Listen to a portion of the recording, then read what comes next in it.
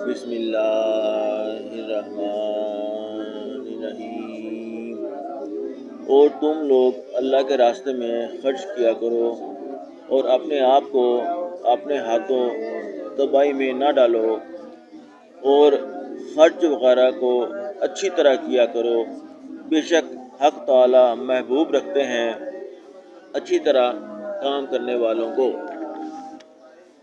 فائدہ: حضرت حذیفہ رضی اللہ تعالیٰ عنہ فرماتے ہیں کہ اپنے آپ کو ہلاکت میں نہ ڈالو، یہ فکر کے ڈر سے اللہ کے راستے میں خرچ کا چھوڑ دینا ہے۔ حضرت ابن عباس رضی اللہ تعالیٰ عنہ فرماتے ہیں کہ ہلاکت میں ڈالنا یہ نہیں ہے کہ آدمی اللہ کے راستے میں قتل ہو جائے، بلکہ یہ اللہ کے راستے میں خرچ سے رک جانا ہے۔ حضرت ضحاک بن جبیر فرماتے ہیں کہ انصار اللہ کے راستے میں خرچ کیا کرتے تھے۔ حضرت ضحاک بن جبیر فرماتے ہیں کہ انصار اللہ کے راستے میں خرچ کیا کرتے تھے اور صدقہ کیا کرتے تھے۔ ایک سال قحط ہو گیا، ان کے خیالات برے ہو گئے اور اللہ کے راستے میں خرچ کرنا چھوڑ دیا۔ اس پر یہ آیت شریفہ نازل ہوئی۔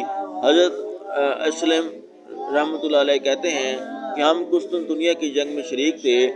کفار کی بہت بڑی جماعت مقابلے پر آ گئی۔ مسلمانوں میں سے ایک شخص تلوار لے کر ان کی صف میں گھس گیا۔ دوسرے مسلمانوں نے شور کیا کہ اپنے آپ کو ہلاکت میں ڈال دیا۔ حضرت ابو ایوب انصاری بھی اس جنگ میں شریک تھے۔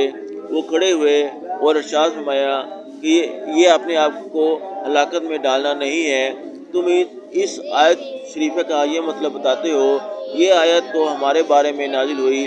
بات یہ ہوئی تھی کہ جب اسلام کو فروغ ہونے لگا اور دین کے حامی بہت سے پیدا ہو گئے تو ہماری یعنی انصار کی چپکے یہ رائے ہوئی کہ اب اللہ جل شانہ نے اسلام کو غلبہ تو عطا فرما ہی دیا اور لوگوں میں دین کے مددگار بہت سے پیدا ہو گئے، ہمارے اموال کھیتیاں وغیرہ عرصہ سے خبر گیری پوری نہ ہو سکنے کی وجہ سے برباد ہو رہی ہیں، ہم ان کی خبر گیری اور اصلاح کر لیں۔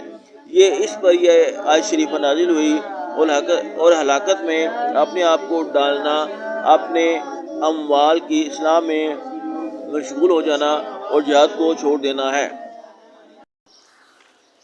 یا اللہ، جو کچھ پڑھا گیا، سنا گیا، یا اللہ اس پر عمل کی توفیق عطا فرما۔